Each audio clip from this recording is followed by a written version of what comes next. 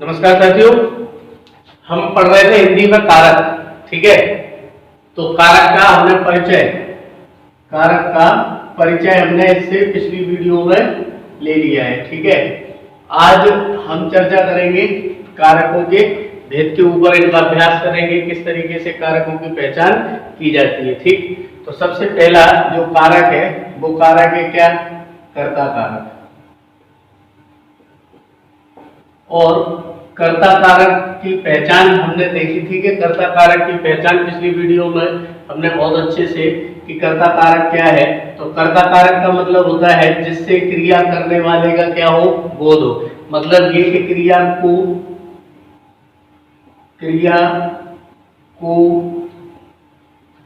संपादित कराने वाला,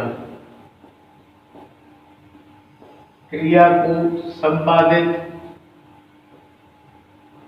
कराने वाला कौन कहलाता है? कर्ता कहलाता है। ठीक है, और अच्छे से अगर इसको समझना है तो इसकी पहले वाली वीडियो देख लें, कारक भाग 1। ठीक, अब देखो जरा, कर्ता कारक में कर्ता का मतलब है क्रिया को संपादित कराने वाला, और इस कर्ता कारक की जो विभक्ति है, इस कर्ता कारक की जो विभक्ति है वो विभक्ति क्या है? विभक्ति है ने।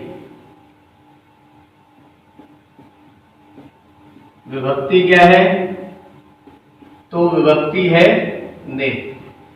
ठीक, तो देखो हम पहले कर्ता कारक को समझते हैं। तो देखो कर्ता कारक में क्या होता है? कर्ता कारक की विभक्ति है ने, और कर्ता कारक का मतलब है क्रिया को संपादित कराने वाला। हम अगर कोई एक वाक्य लिखें अगर, और उस वाक्य में अगर ने विभक्ति आई है, और ने विभक्ति के साथ कर्ता कारक का संबंध क्रिया के साथ अगर जोड़ा जाएगा तो हम कहेंगे कि वहां पर क्या है? कर्ता कारक है। जैसे देखो जरा, जैसे अगर ये आए कि मोहन ने गाना गाया। जैसे ये आए कि रमेश ने लड्डू खाया। जैसे अगर ये आए कि सुरेश ने वीणा बजाया।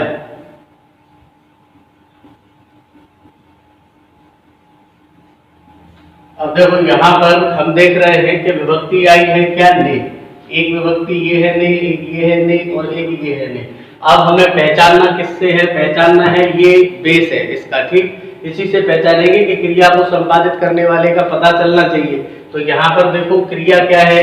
देखो ये तीनों यहां से लेके यहां तक, ये तीनों क्या है? क्रियाएं हैं। ये तीनों क्या है? क्रिया।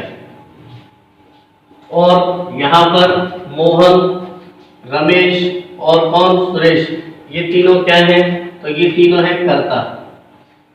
ये तीनों क्या है? कर्ता। ठीक है, कर्ता है। यहाँ पर गाया, खाया, बजाया।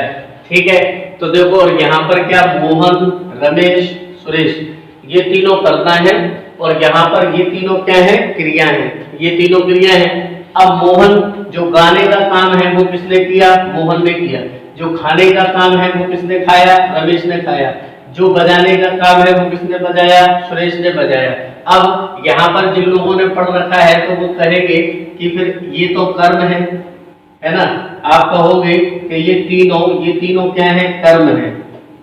ये तीनों क्या है? कर्म है। आप बिल्कुल कह सकते हैं, और आप ये भी कह सकते हैं कि इस हिसाब से तो इसको क्या होना चाहिए? कर्म कारक होना चाहिए। क्यों? क्योंकि मोहन ने गाया है गाना प्रभावित हुआ है। रमेश ने खाया है लड्डू प्रभावित हुआ है। सुरेश ने बजाया है वीणा प्रभावित हुआ है। और हम ये जानते हैं कि कर्म जो होता है वो होता है कर्ता द्वारा की जाने वाली क्रिया से प्रभावित होने वाला जो होता है उसे कहा जाता है कर्म। तो कर्ता मोहन द्वारा गाय के जाने की क्रिया से प्रभावित गाना हुआ, रमेश द्वारा खाए जाने की क्रिया से प्रभावित लड्डू हुआ, सुरेश द्वारा बजाए जाने की क्रिया से प्रभावित वीणा हुआ। तो ये तो होना चाहिए कर्म कारक, लेकिन कर्म कारक क्यों नहीं है? तो देखो जरा यहाँ पर हम क्रिया जब पढ़ेंगे तो हम देखेंगे कि क्रिया में दो क्रियाएं होती हैं। एक क्रिया होती है क्या? सकर्मक, और एक क्रिया क्या होती है? अकर्मक। इसकी चर्चा हम करेंगे जब हम क्रिया वाले टॉपिक की चर्चा करेंगे तब। तो हमें ये याद रखना है कि अगर क्रिया की बात की जाए तो ये सारी क्रियाएं सकर्मक हैं, लेकिन सकर्मक और अकर्मक दोनों हो सकता है क्या? कर्ता कारक। ये याद रखना है, कर्ता कारक में सकर्मक और अकर्मक दोनों क्या आती हैं? क्रियाएं आती हैं। तो यहाँ पर ये याद रखना है कि ये अगर क्रिया के हिसाब से देखे जाए ये वाक्य तो ये क्या है? सकर्मक है, लेकिन निर्विभक्ति के आ जाने से क्या हुआ है? तो निर्विभक्ति के आ जाने से ये क्या काय में चला गया है? कर्ता कारक में चला गया है। ये बात आपको याद रखना है। दोबारा बता देता हूं कि कर्ता कारक का मतलब है क्रिया को संपादित कराने वाला। ये क्रियाएं हैं तीनों। इन क्रियाओं को कराने वाला मोहन है और इनसे प्रभावित होने वाला क्या है? कर्म है, वीणा, लड्डू, गाना। अब इसमें कुछ लोग इसलिए भी भ्रम खा जाते हैं कि इसमें गाना है, कर्म है, तो इसको तो या तो कर्म कारक होना चाहिए, तो कर्म कारक नहीं होगा क्योंकि विभक्ति क्या आई है? नहीं। अब यहाँ पर एक बात याद रखना है कि ये जो निर्विभक्ति है, ये निर्विभक्ति जब लगेगी तो ये शर्त है, इसमें दो शर्तें हैं निर्विभक्ति की, आपको ध्यान से देख लेना है। तो देखो पहली शर्त तो ये है कि निर्विभक्ति हमेशा किस में आती है? भूतकाल की क्रिया में आती है। भूतकाल की क्रिया के साथ निर्विभक्ति किसके साथ आती है? भूतकाल की क्रिया के साथ आती है। एक तो निर्विभक्ति, और दूसरी बात आपको याद रखना है निर्विभक्ति के साथ कि निर्विभक्ति तभी आएगी जब क्रिया क्या होगी? सकर्मक होगी।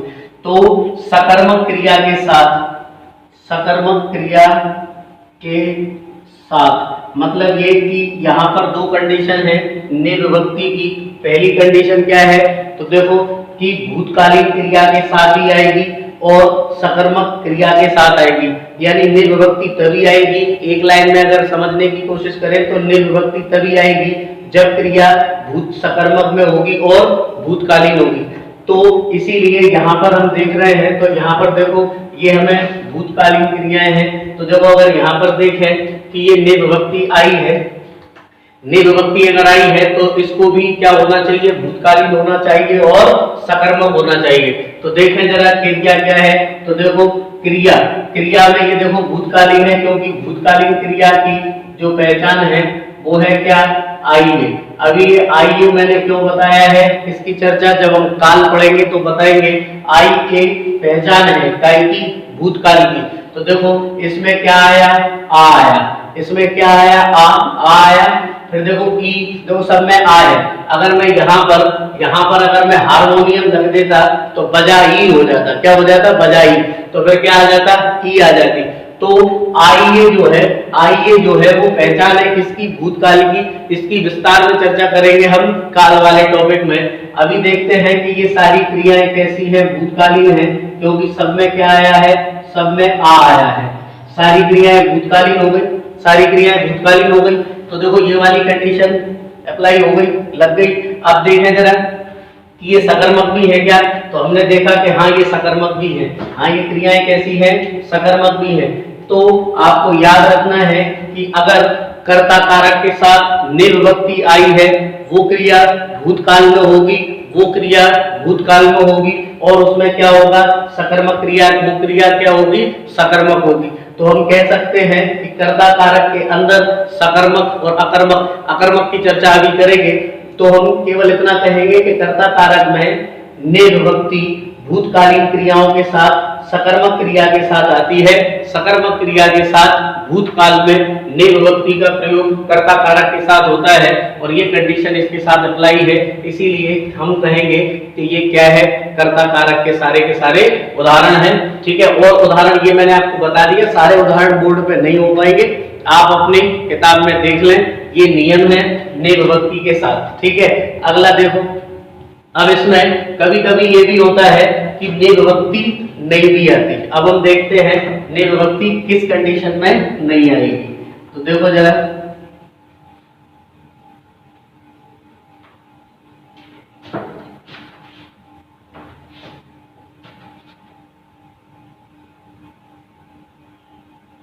अब देखो, जैसे ये क्रिया हमारे पास काय में थी, भूतकाल में थी, ये क्रियाएं काय में थी, भूतकाल में थी।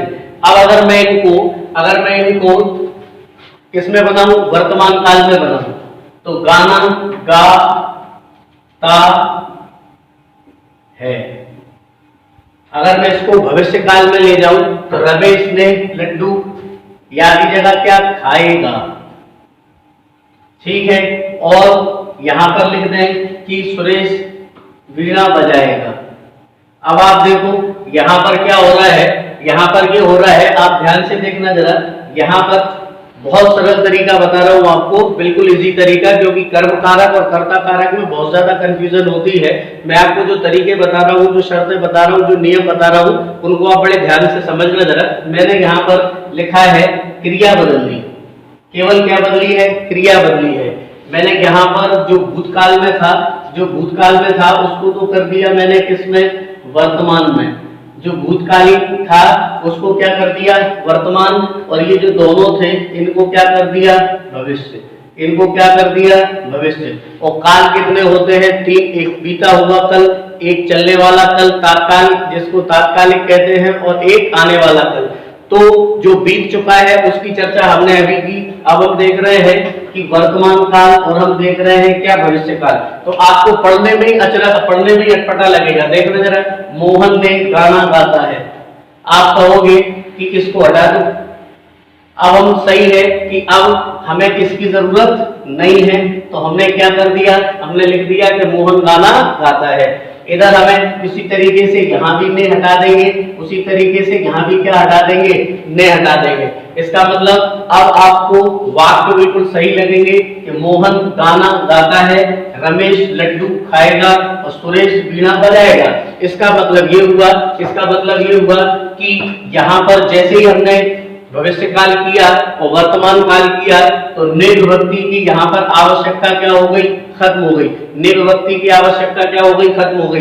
इसका मतलब ये हुआ कि क्या ये जो वाक्य है, ये वाक्य अगर ने विभक्ति हटा दी है तो क्या ये वाक्य काय के अंदर, तो ये वाक्य कर्ता कारक के अंदर गिने जाएंगे या नहीं गिने जाएंगे।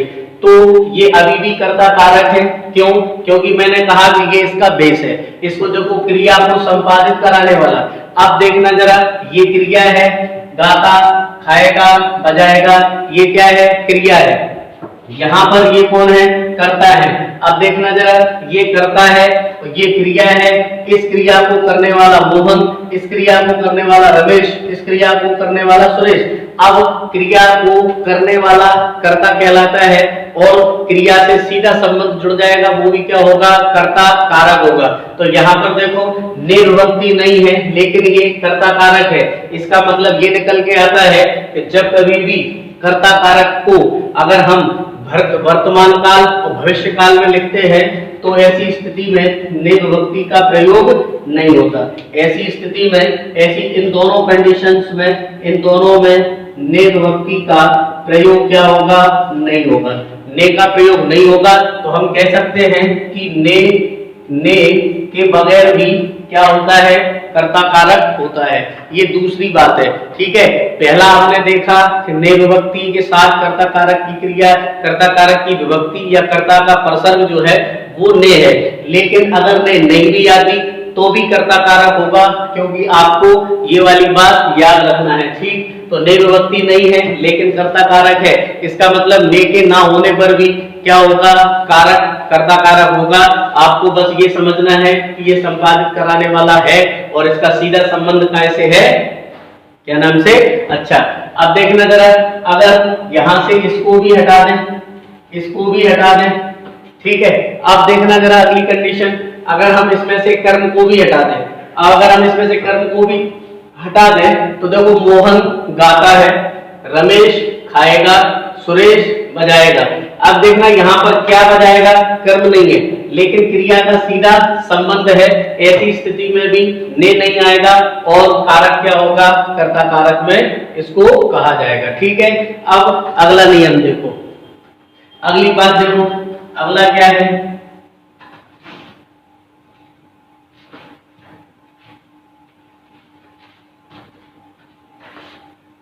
अब अगला देखो, मतलब अभी हमने ये देख लिया कि ने विभक्ति अगर होगी, ने विभक्ति अगर होगी तो भी कर्ता कारक होगा और ने विभक्ति नहीं होगी तो भी क्या होगा, कर्ता कारक होगा। ने विभक्ति जिसके साथ होगी, ने विभक्ति जिसके साथ होगी वो क्या होगा, भूतकालीन क्रिया होगी। ठीक है, प्लस क्या होगी, सकर्मक होगी, प्लस क्या होगी, सकर्मक होगी। और अगर हम यहां पर देखें ने विभक्ति, ने विभक्ति भविष्य के साथ होगी, भविष्य के साथ होगी या काय के साथ होगी, वर्तमान काल के साथ होगी, वर्तमान काल के साथ होगी या और ये कैसी हो सकती है, सकर्मक भी हो सकती है और ये कैसी हो सकती है, अकर्मक भी हो सकती है। ठीक है, मतलब ये कि यहाँ पर ये समझना है कि अगर वाक्य भविष्य और वर्तमान के अंदर लिखा है तो ने विभक्ति नहीं आएगी, तो ने विभक्ति क्या नहीं आएगी। ठीक है, और अगर यहाँ पर लिखा है कि सकर्मक या अकर्मक है तो भी क्या होगा, ने विभक्ति नहीं आएगी। लेकिन अगर नहीं है, कर्ता का सीधा संबंध अगर जोड़ा गया है तो वो क्या होगा, कर्ता कारक होगा। अब हम ये देखते हैं अगली बात तीसरा नियम। तीसरा नियम ये देखते हैं कि कभी कभी कर्ता कारक को के साथ भी आ जाता है, कभी कभी कर्ता कारक काय के साथ आ जाता है, को के साथ भी आ जाता है। अब आप ये कहोगे कि को विभक्ति तो कर्म कारक की है, को विभक्ति तो कर्म कारक की है, लेकिन मैं कहूंगा कि आप फिर से इसकी तरफ देखना और मेरे वाक्य की तरफ देखना।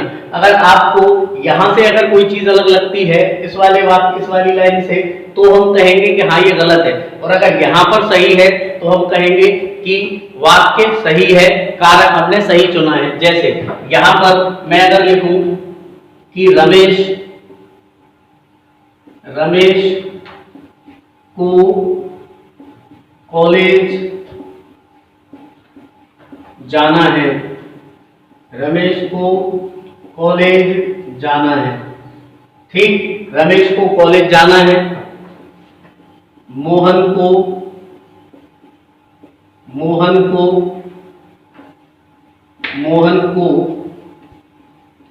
गाना गाना है, मोहन को गाना है। ठीक है, अगला सुरेश को सफल होना है। अब देखना जरा, यहां पर आप तो ये कहोगे कि को विभक्ति आ गई है। ठीक है, आप तो ये कहोगे कि को विभक्ति आ गई है, और को विभक्ति हमेशा किसकी होती है, तो हम कहेंगे कर्म कारक की होती है। विभक्ति तो कर्म कारक की होती है, लेकिन आपको ये समझना है कि कर्म कारक का मतलब क्या है, क्रिया से प्रभावित होने वाला। कर्ता जो क्रिया करेगा उस कर्ता की क्रिया से जो प्रभावित होगा उसको कर्म कारक कहेंगे। यहां पर देखना जरा, रमेश को कॉलेज जाना है, क्रिया किसकी हो रही है, जाने की। क्रिया किसकी हो रही है, जाने की। मोहन को गाना गाना है, क्रिया किसकी हो रही है, गाने की।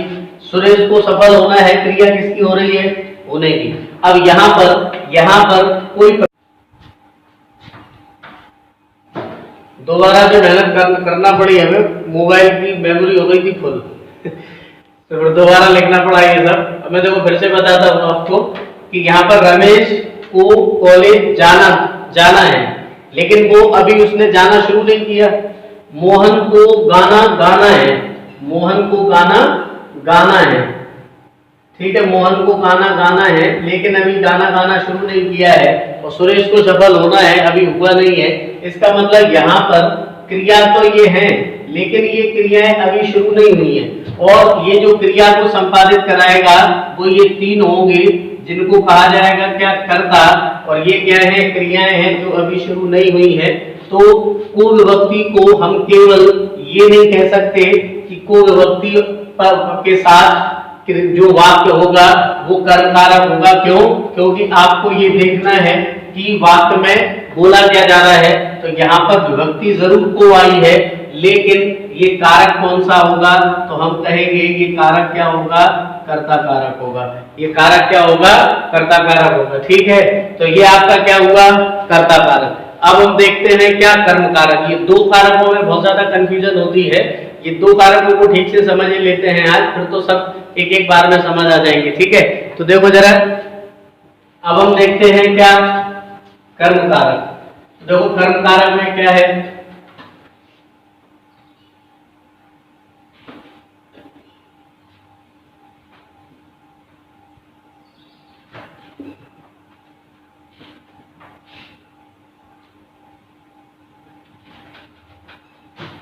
देखो जरा, अब हम पढ़ते हैं क्या कर्म कारक। ठीक,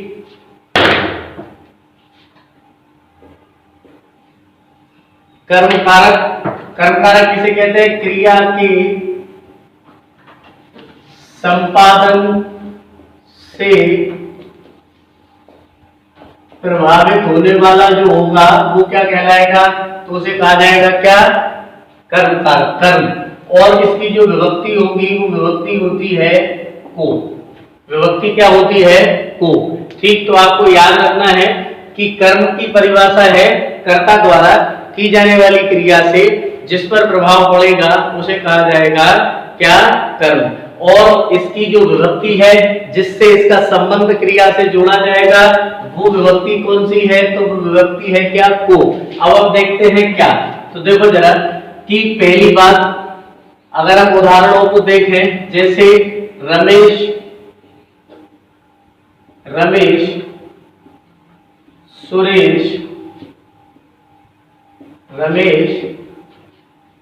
सुरेश को पढ़ाता है। रमेश सुरेश को पढ़ाता है। ठीक, यहां पर को विभक्ति आई है। अगला देखो, जयंत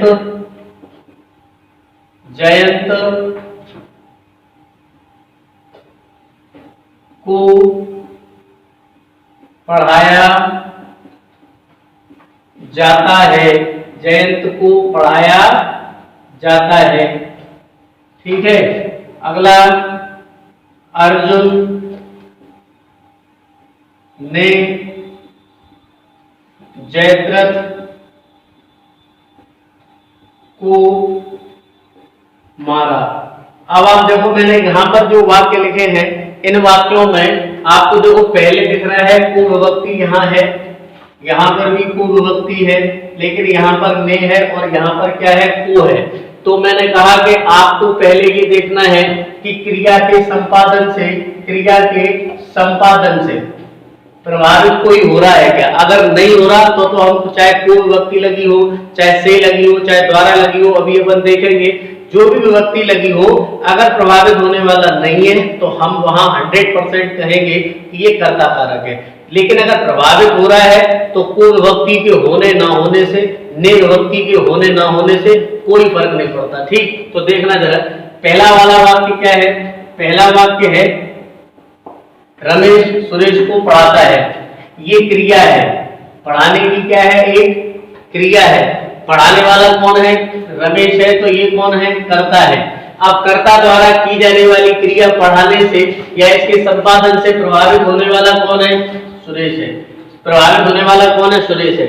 इधर देखो, जयंत को पढ़ाया जाता है। अब देखना जरा, जयंत को पढ़ाया जाता है तो मुझे बताना जरा, ये है क्रिया, जयंत पढ़ाए जाने की है क्रिया, लेकिन कौन पढ़ा रहा है ये नहीं पता, लेकिन कोई भी पढ़ा रहा हो, पढ़ाया किसको जा रहा है? जयंत को।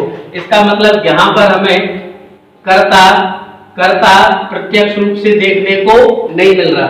दूसरे वाले वाक्य में कर्ता हमें प्रत्यक्ष रूप से देखने को नहीं मिल रहा। कौन पढ़ाता है पता नहीं है, लेकिन किसे पढ़ाया जा रहा है तो ये पता चल रहा है कि जयंत को पढ़ाया जा रहा है। तो हम मान लें कि कर्ता तो है लेकिन अप्रत्यक्ष है, तो इसको पढ़ाया जाता है जयंत को, तो पढ़ाने की क्रिया है, लेकिन प्रभावित कौन हो रहा है? जयंत हो रहा है। तो हमें बस केवल इसी को देखना है, क्या क्रिया से कोई प्रभावित हो रहा है? हाँ, क्रिया से प्रभावित हो रहा है, मतलब पढ़ाया जो जाता है, जो पढ़ाया जाता है, ये पढ़ाया जाता है क्या है? क्रिया है। तो इस पढ़ाया जाता है की क्रिया से ये जैत प्रभावित हो रहा है, इसीलिए हम कहेंगे कि ये भी क्या है? कर्म कारक है। इधर देखो ने विभक्ति आई है, तो अर्जुन ने जयद्रथ, अर्जुन ने जयद्रथ को, तो देखो ने विभक्ति आई जरूर है, लेकिन इस ने विभक्ति ने क्रिया से सीधा संबंध स्थापित नहीं किया। और देखना जरा, अब अगर क्रिया से संबंध स्थापित कर भी दिया हो तो हमें ये देखना है कि क्रिया से प्रभावित कौन हुआ। क्रिया काय की है? मारने की। मारने वाला कौन है? अर्जुन। तो अर्जुन यहाँ पर कौन हो गए? अर्जुन यहाँ पर हो गया कौन? कर्ता। और मर कौन गया? जयद्रथ। मन कौन गया? जयद्रथ। तो यहाँ पर ये देखा जाएगा कि ये क्या है? कर्म है। ये क्या है? कर्म है, क्योंकि मरने, जो अर्जुन ने मारने की क्रिया की, उस मारने की क्रिया से जयद्रथ क्या हुआ? प्रभावित हुआ। तो फिर हम कहेंगे कि यहाँ पर ये क्या है? तो ये कर्म कारक है। मैं आपसे फिर से कह रहा हूँ, पिछली वीडियो को देख लें, बहुत स्पष्ट हो जाएगा। मैं यहाँ फिर भी एक लाइन लेके चल रहा हूँ कि संपादन से प्रभावित होने वाला, तो ये संपादन से क्या हुआ? प्रभावित हुआ। अर्जुन द्वारा की जाने वाली क्रिया से, रमेश द्वारा की जाने वाली क्रिया से, जो अज्ञात करता है उस अज्ञात कर्ता से की जाने वाली क्रिया से प्रभावित होने वाला ज्ञात कर्म है कौन? जयंत। इसीलिए ये भी क्या होगा? को विभक्ति के साथ इसको रखा जाएगा। किसमें? तो हम कहेंगे किसमें? कर्ता, सॉरी, कर्म कारक में। तो एक तो ये बात हो गई जो विभक्ति के साथ है, लेकिन एक प्रश्न ये भी उठता है कि क्या कर्ता कारक के जैसे, क्या कर्ता कारक के जैसे कर्म कारक में भी ऐसी कोई बात हो सकती है क्या कि विभक्ति ना आए और क्या हो जाए? और वाक्य कर्म कारक में हो जाए। मेरी बात को सुनना जरा। पहले मैंने कहा कि को विभक्ति आएगी, जैसे हमने कर्म कारक में, कर्ता कारक में देखा था। अब हम ये देखेंगे कि क्या यहाँ भी कर्ता कारक के जैसे कर्म कारक में भी को विभक्ति का लोप हो जाता है क्या? तो हम कहेंगे हाँ, हो जाता है। कैसे हो जाता है? तो देखना जरा, जैसे पत्र लिखा जाता है, पत्र लिखा जाता है, ठीक है, पत्र लिखा जाता है। गाना गाया जाता है, गाना गाया जाता है, ठीक है। तो पत्र लिखा जाता है, गाना गाया जाता है, ठीक है। तो देखो इन दोनों वाक्यों में दो नहीं और भी हो सकते हैं, लेकिन सारे वाक्यों को बोर्ड पे नहीं लिख पाऊंगा मैं। आप तो केवल एक बेस ले लो कि पत्र लिखा जाता है। अब यहाँ पर मैं पूछूं क्रिया क्या है, तो आप कहोगे क्रिया क्या है? लिखने की। आप कहोगे क्रिया क्या है? लिखने की। यहाँ पर मैं कहूँ कि क्रिया काय की है, तो आप कहोगे गाने की। तो ये दोनों तो हो गई क्रियाएं, ये दोनों क्या हो गई? क्रिया। ये दोनों क्या हो गई? क्रिया। अब मैं पूछूं कि पत्र कौन लिख रहा है, पता है क्या? तो आप कहोगे कि हमें पता नहीं है, क्योंकि ये भी क्या है? एक अज्ञात कर्ता है, जिसका पता नहीं है कि कौन क्या कर रहा है, लिख रहा है। लेकिन मैं आपसे पूछूं तो फिर ये दोनों क्या हैं? तो आप कहोगे क्रिया हो रही है लिखने की, इस लिखने की क्रिया से पत्र प्रभावित हुआ है, या फिर किसी कर्ता ने लिखने की क्रिया की है, उससे पत्र प्रभावित हुआ है, किसी ने गाने की क्रिया की है, उससे गाना प्रभावित हुआ है। तो ये काय में होंगे? कर्म कारक में होंगे। ये काय में होंगे? कर्म कारक में होंगे। बात आ रही है समझ में? मतलब को विभक्ति नहीं भी है, फिर भी क्या है? फिर भी यहाँ पर क्या है? आपका कर्ता कारक ना होके कर्म कारक है। अब अगर मैं आपसे यहाँ पर वाच्यों की चर्चा करूं कि ये कौन सा वाच्य है, तो देखना जरा, यहाँ पर पत्र लिखा जाता है और गाना गाया जाता है। तो यहाँ पर ये कहेंगे कि ये क्या है? कर्मवाच्य है। ये क्या है? कर्मवाच्य है। तो देखो जरा, कर्मवाच्य, मैंने कहा वाच्यों की चर्चा बाद में करेंगे, अभी बस आपको इतना याद रखना है। मैं आपको एक ये बताते इसलिए जा रहा हूँ कि जब हम वाच्य पढ़ेंगे तो वहां से हम इसको मिला के देखेंगे कैसे। तो देखो कर्मवाच्य है, क्यों? क्योंकि पत्र के हिसाब से क्या आई है? क्रिया आई है, और गाने के हिसाब से क्या आई है? क्रिया आई है। तो ये क्या है? कर्मवाच्य है। तो कर्मवाच्य जो होते हैं वो काय में होंगे? काय में होंगे, तो हम कहेंगे कि ये काय में होंगे, कर्म कारक में होंगे। ठीक है, कर्म कारक में होंगे, कर्मवाच्य के जिसमें क्या नहीं है, कर्ता नहीं दिख रहा है, तो कर्म कारक में भी को विभक्ति का क्या हो जाता है, लोप हो जाता है। अगली बात देखो, अब प्रश्न ये उठता है कि क्या अन्य विभक्तियों के साथ भी कर्म कारक हो सकता है क्या? अन्य विभक्तियों के साथ भी क्या हो सकता है, कर्म कारक हो सकता है क्या? तो हम कहेंगे हाँ। तीसरा देखो, से और द्वारा, इनसे भी क्या बनाया जा सकता है, कर्म कारक बनाया जा सकता है। जैसे रमेश से पत्र लिखवाया गया। अब देखना जरा, यहां पर ना तो कोई विभक्ति है और विभक्ति नहीं है, विभक्ति आ गई से। अगर आप विभक्ति रट लोगे तो आप तो कहोगे इसमें कर्म कारक होना चाहिए, है ना। लेकिन यहाँ पर आपको ये याद रखना है कि रमेश से पत्र लिखवाया गया। लिखवाने की जो क्रिया, जिसने लिखवाया वो करता है और जिसने बात मानी वो कौन है, रमेश है। तो पत्र किसने लिखा, रमेश ने। तो रमेश से क्या किया गया, पत्र लिखवाया गया। इसीलिए से विभक्ति के साथ भी यहाँ पर क्या होगा, तो हम कहेंगे कि से विभक्ति के साथ भी यहाँ पर कर्म कारक होगा। ठीक है, क्यों? क्योंकि लिखने जो प्रभावित होने वाला है यहाँ पर दो हैं, रमेश है और कौन है, पत्र है। ठीक है, मतलब यहाँ पर रमेश ने जो पत्र लिखा, इसको प्रेरित करने वाला कोई और है। तो यहाँ पर इसकी क्रिया को अगर देखेंगे तो ये क्रिया कैसी है, प्रेरणार्थक क्रिया है। ये क्रिया कैसी है, प्रेरणार्थक क्रिया है। और जो प्रेरणार्थक क्रिया होती है उसमें क्या होता है, कर्म कारक होता है। उसमें क्या होता है, कर्म कारक होता है। आपको याद रखना है। अब ये प्रेरणार्थक क्या है, ये हम प्रेरणा वाले में बात करेंगे। बस आप इनको एक एक बार देखते सुनते चलो, ध्यान में रखना। जब हम क्रिया पढ़ेंगे, जब हम वाच्य पढ़ेंगे तो चर्चा करेंगे। यहाँ पर प्रेरणार्थक क्रिया है, रमेश को किसी ने प्रेरणा दी है क्या करने की, तो हम कहेंगे पत्र लिखने की। इसीलिए ये क्या हो जाएगा, कर्म कारक हो जाएगा। ऐसे ही जितनी प्रेरणार्थक क्रियाएं आएंगी वो कर्म कारक में होंगी। ऐसी चर्चा हम आगे करेंगे। जैसे मोहन को हंसाया गया। अब देखना जरा, हंसाया गया। हालांकि मैं यहाँ पर आपको ये नहीं बता रहा हूँ कि को विभक्ति तो इसमें आई है, लेकिन मैं ये कह रहा हूँ कि ये प्रेरणार्थक क्रिया है। ये क्या है, प्रेरणार्थक क्रिया है। यहाँ पर मोहन हंसा है, लेकिन किसी ने मोहन को हंसाया है, इसीलिए यहाँ पर मोहन प्रेरित हो गया और प्रेरक कौन है, कोई और है। तो जहां प्रेरणार्थक क्रिया होगी वहां भी हम ये देखेंगे कि वहां पर क्या होगा, कर्म कारक होगा। तो से और द्वारा में भी कर्म कारक होता है अगर वो प्रेरणार्थक क्रिया के अर्थ में प्रयोग हो। ये बात याद रखना। मैं फिर से कह रहा हूं कि अगर प्रेरणार्थक क्रिया के अर्थ में, अगर प्रेरणार्थक क्रिया के अर्थ में हो, जैसे तो प्रेरणार्थक क्रिया के अर्थ में से और द्वारा क्या हो, प्रेरणार्थक क्रिया के अर्थ में, एक बात तो कर्म कारक होगा। और अगर ये से और द्वारा, जैसे एक में लिखता हूं कि मोहन द्वारा पत्र लिखा जाता है, मोहन द्वारा, या फिर मैं लिखूं कि मोहन से पत्र लिखा जाता है, पत्र लिखा जाता है।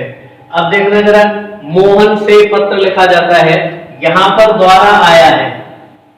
ठीक है, अगर इसको वॉइस में देखें तो यहां पर ये द्वारा मतलब आ लेटर रिटन बाय कौन, मोहन। तो यहां पर ये क्या हो गया, कर्मवाच्य हो गया। यहां पर ये क्या हो गया, कर्मवाच्य हो गया। लेकिन ये प्रेरणार्थक तो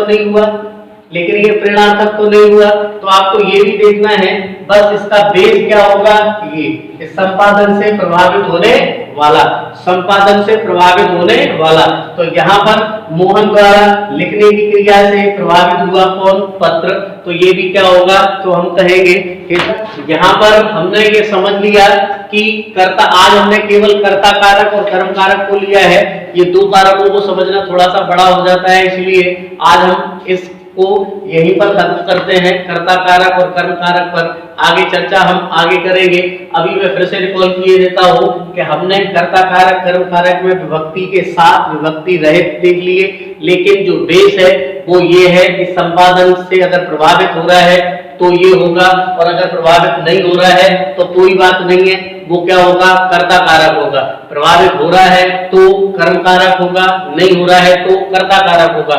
फर्क नहीं पड़ता विभक्ति क्या है, हो सकता है विभक्ति ना भी हो सकता है विभक्ति कोई दूसरी हो, विभक्ति कोई हो या विभक्ति ना भी हो, हमें केवल ये याद रखना है कि क्या किसी वाक्य के अंदर क्रिया जो हो रही है उससे कोई प्रभावित हुआ, और अगर नहीं हुआ तो कर्ता कारक, हुआ तो कर्म कारक। वाच्य मैंने बता दिए, भाववाच्य में अगर है तो क्या होगा, कर्ता कारक होगा। कर्मवाच्य और सकर्मक कर्मक क्रिया के साथ भूतकाल के साथ ने है तो कर्ता कारक होगा, और अगर इधर हम देखें तो प्रेरणार्थक क्रिया है तो क्या होगा, तो हम कहेंगे कर्मवाच्य कर्म कारक है, और साथ साथ अगर प्रेरणार्थक क्रिया के बाद ना होके कर्मवाच्य है तो क्या है, तो हम कहेंगे कर्म कारक है। तो आज अपना कर्ता कारक और कर्म कारक दो कारक हमने खत्म किए। अब एक दिन में वो छोटे छोटे कारक हैं हाल समझ आ जाएंगे, तो अगली वीडियो में हम अपना पूरा कारकों का जो प्रकरण है वो पूरा खत्म कर देंगे, समाप्त कर देंगे। उम्मीद करता हूँ कि आपको समझ आया होगा, ठीक है। और आप इसको वीडियो को एक दो बार देख लें, पिछली वीडियो को, जिससे आपकी ये सारी चीजें क्लियर हो जाएंगी। हम फिर मिलेंगे, तब तक के लिए